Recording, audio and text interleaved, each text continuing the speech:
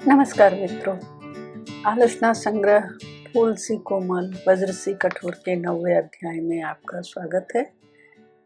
9वां अध्याय आरंभ है बाजारीकरण के दौर में हिंदी सिनेमा में स्त्री की बदलती छवि को लेकर।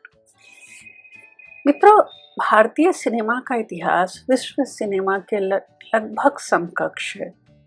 सन 1896 में मूक सिनेमा के द्वारा घुटने के बल चलने से लेकर सन 1930 में सवा सिनेमा के द्वारा अपने पैरों पर खड़े होने की कोशिश सराहनीय है। 50 के दशक में बंगाल ने भारतीय सिनेमा की भाषा को विस्तार दिया। पाथेर पांचाली नायिका प्रधान फिल्म थी। मुंबई में कुछ नए फिल्मकारों ने तथाकथित नई धारा का सिनेमा बनाया। 50 और 60 के दशक में हिंदी सिनेमा में अनेक अच्छी अभिनेत्रियां हुईं। वहीदा रहमान, नूतन सरीखी अभिनेत्रियों ने अपने समय में अपनी सीमाओं के भीतर अच्छा और अर्थपूर्ण काम किया। 70 के दशक में हिंदी सिनेमा में अभिनेत्रियों को ऐसे अनेक अवसर मिले जो स्त्री की बदलती छवि के साथ न्याय करते हों। इसी दशक में शबाना आजमी, जया भादुड़ी, स्मिता पाटिल और रेखा सरीखी अभिनेत्रियां उभरी और फिल्म को नए आयाम दिए। सत्यजीत रे की उक्ति है, अच्छी अभिनेत्री वह है जो भले ही फिल्म के हर फ्रेम में मौजूद ना हो, लेकिन हर जगह उसकी याद आपको आती रहे। कुछ अभिनेत्रियां चेहरे और शारीरिक सौष्ठव के कारण सिनेमा की दुनिया के जादू का केंद्रीय आकर्षण बनी, किंतु शबाना, स्मिता की पीढ़ी निरंतर प्रयास और मेहनत के बाद अपने चेहरे को स्थापित कर पाई। रेखा की उमराव जान, कलयुग सरीखी फिल्म में समाज को उसके यथार्थ का एक हिस्सा दर्शाने में सफल रही। रेखा और राखी जैसी अभिनेत्रियों को फिल्मों में बाजार मिला। शबाना अंकुर और खंडहर से शुरू होकर अवतार और दूसरी दुल्हन में सफलतापूर्वक फिट हुई। भूमिका, चक्र, बाजार और सुबह जैसी फिल्मों ने स्मिता ने नारी के विविध किंतु सशक्त व्यक्तित्व को उभारा है।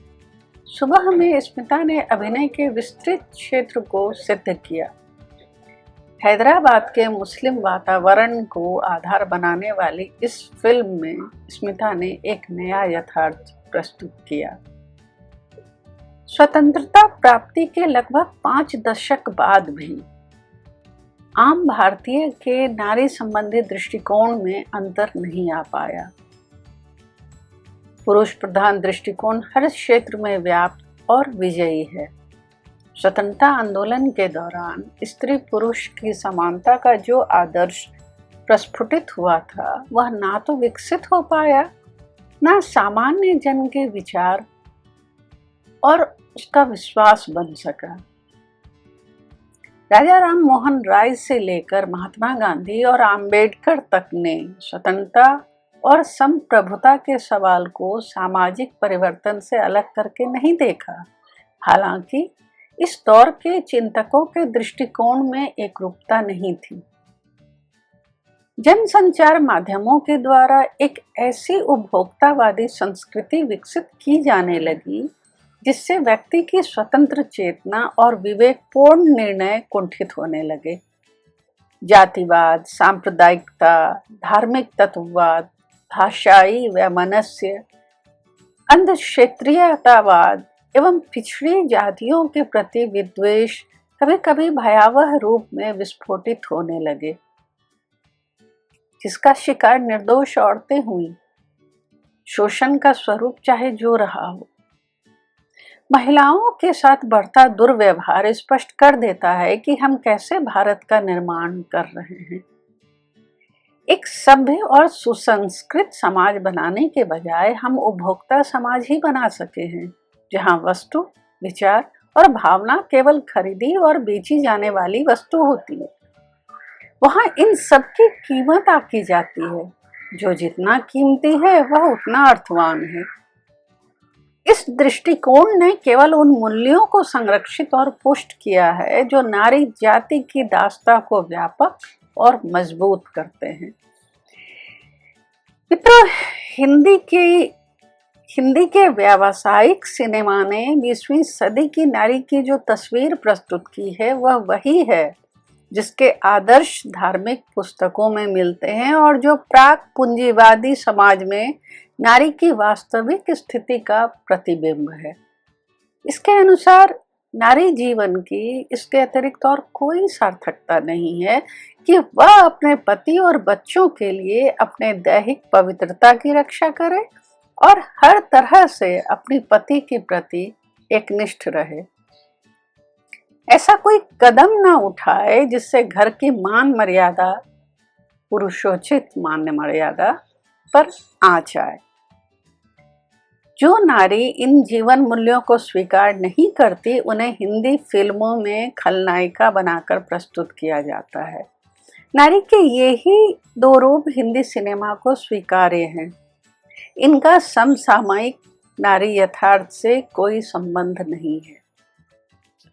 स्वतंत्रता संघर्ष के दौर में बहुत सी ऐसी फिल्में बनी थीं जिनमें प्रतिगामी जीवन मूल्यों पर चोट की गई थी। ऐसी कई फिल्मों में नारी की विडंबनाओं को कथानक बनाया गया था। ऐसी फिल्में थी दुनिया ना माने सन 1937 में, अछूत कन्या 1936, देवदास, शाहरुख वाला नहीं 1935, इंदिरा M.A. 1934, बाल योगिनी 1936 तथा आदमी सन 1939 में। इन फिल्मों का निर्माण हालांकि व्यावसायिक दृष्टि से किया गया था, लेकिन राष्ट्रीय आंदोलन के दौर की जागरूकता का असर भी इन पर था। इस दौर की फिल्मों में नारी जीवन से जुड़ी ऐसी समस्याओं को उठाया गया था जिनका संबंध उसकी सामाजिक स्थिति से था, यथा बाल विवाह, वैधव्य, अनमोल विवाह, पर्दा प्रथा, अशिक्षा आदि आदि। इन समस्याओं के प्रति प्रायः प्रगतिशील दृष्टिकोण स्वीकार किया गया था। फिल्मों में बाजारीकरण की प्रवृत्ति के विकास ने सामाजिक स्वदेश्यता को तिलांजलि दे दी। फिल्म उद्योग व्यवसाय हो गया, बड़ा व्यवसाय, और इससे संबद्ध लोगों ने अधिकाधिक लाभ को लक्ष्य में रखा।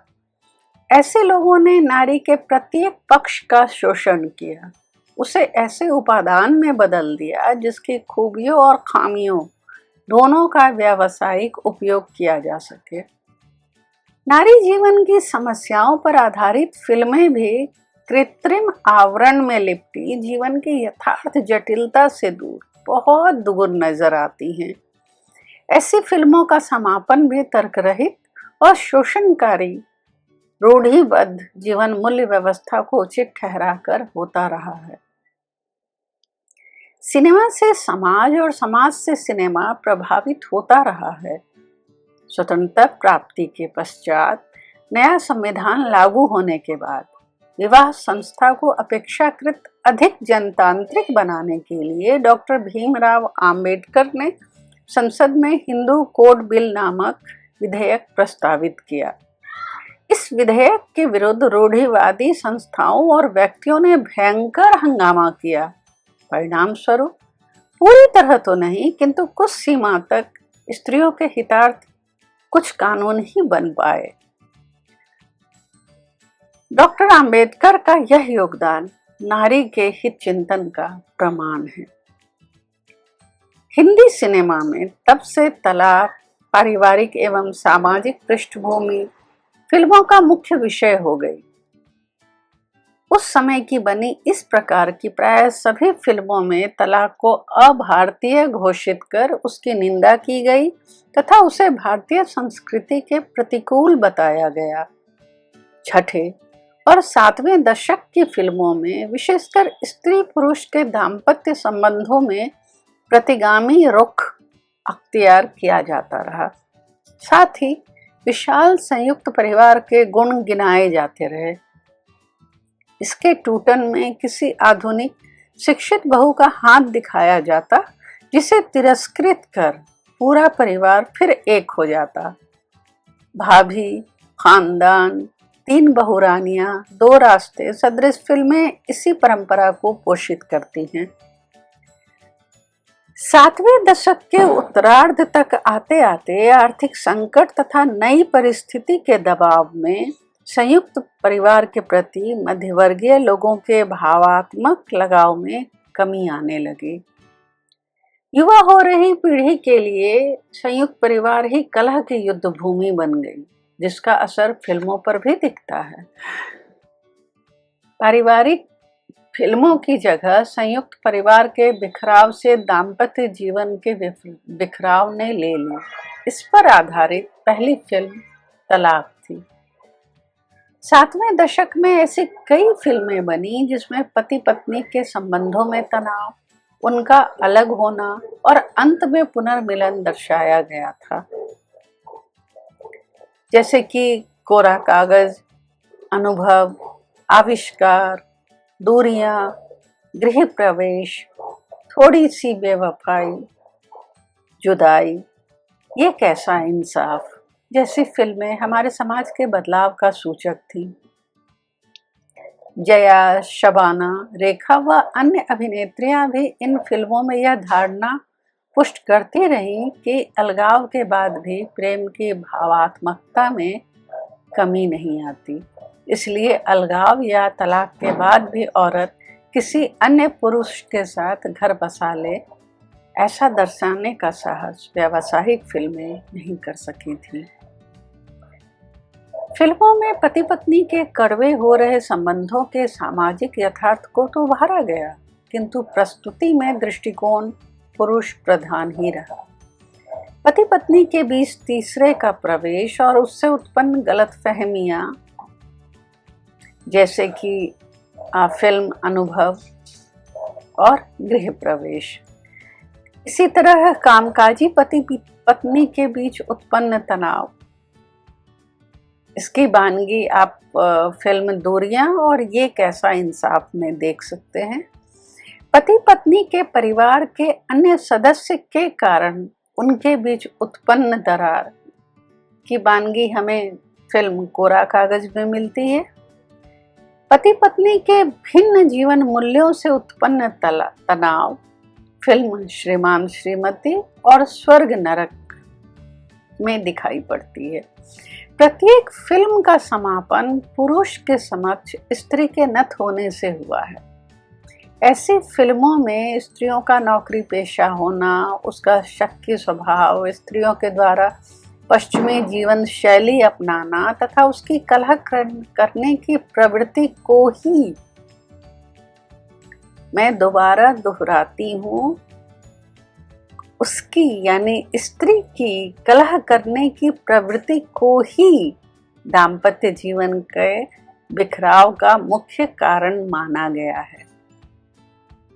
जिन फिल्मों में पुरुष को पर स्त्रीगामी दिखाया गया है, वहां भी यही अपेक्षा की गई है कि पत्नी के रूप में स्त्री धैर्य, प्रेम और त्याग के द्वारा पति को पुनः वापसी के लिए प्रेरित करे। कुल मिलाकर पतिव्रता स्त्री का आदर्श व्यक्त किया जाता रहा। स्त्री का भी कोई व्यक्तिगत जीवन या स्वतंत्र अस्तित्व हो सकता है, इसे ऐसी फिल्में स्वीकारने को तैयार न हो सकी थीं। पहले व्यावसायिक सिनेमा में स्त्री या तो किसी त्रिकोणात्मक या चतुष्कोणात्मक प्रेम कहानी की नायिका या खलनायिका होती थी, या माँ, बहन, बेटी, बहू, पत्नी और सास। पहले प्रेम कहानी के माध्यम से वह मोहक रूप में प्रस्तुत की जाती रही। अधिक से अधिक अंग प्रदर्शन, अश्लील हाव भाव नायिका एवं खलनायिका दोनों प्रदर्शित करती थीं।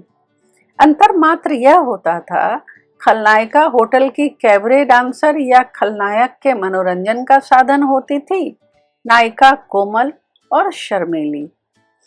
इन फिल्मों में प्रेम संबंधों का शुभारंभ पुरुष के बल और स्त्री के शारीरिक सौंदर्य के माध्यम से होता है।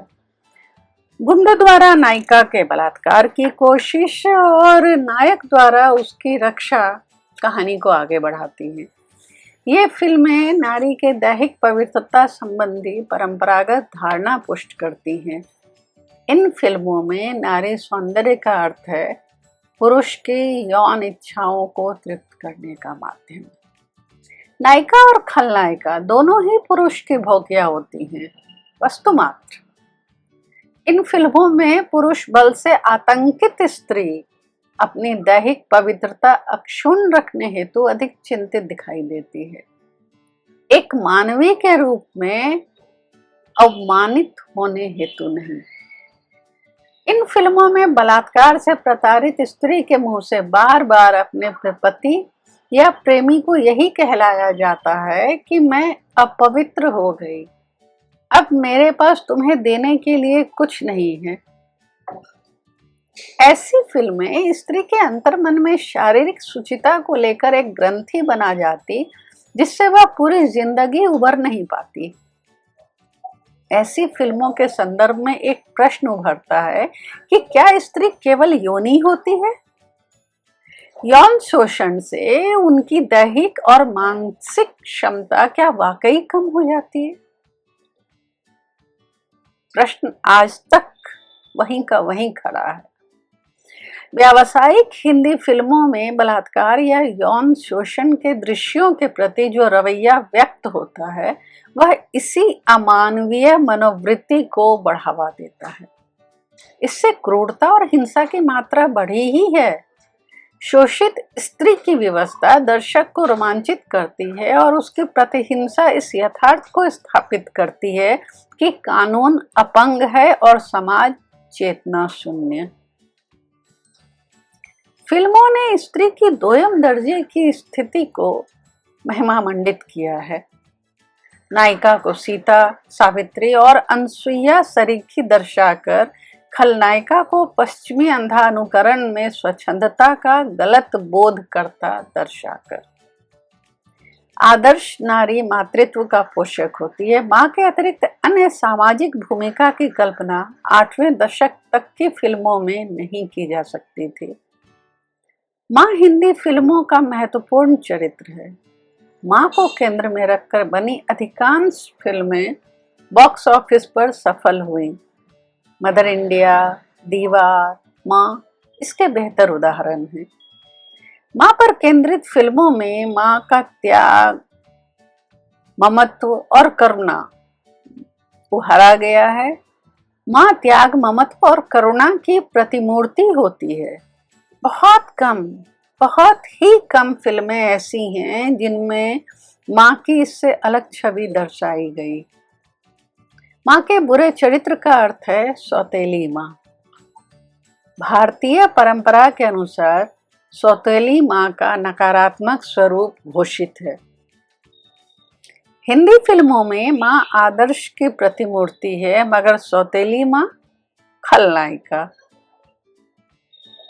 मदर इंडिया, दीवार से लेकर ममता तक की सभी फिल्में माएँ सामंती आदर्शों और उच्च मूल्यों में विश्वास रखती हैं तथा अपनी संतान को ईमानदार, सच्चा और स्वाभिमानी बनाना चाहती हैं, चाहे वह कृषक पत्नी बनी नरगिस हो या बेबस निरूपा राय या फिर तवायफ बनी सुचित्रा सेन। इन फिल्मों में मातृत्व के महिमा मंडन का कारण भारत का मध्य वर्ग है। जो सिनेमा का खास वर्ग है उसे नारी को समर्पिता पत्नी और मर मिटने वाली माँ के रूप में ही स्वीकारा है। दफ्तर में काम करने वाली या देश के विकास में संलग्न स्त्री भी एक अच्छी पत्नी और बेहतर माँ हो सकती है, यह स्वतंत्र छवि व्यावसायिक सिनेमा में देखने को नहीं मिलती। मित्रों, इस आलेख की पहली कड़ी यहीं तक। अगली कड़ी में इस पर और चर्चा करेंगे। तब तक के लिए शुभ विदा।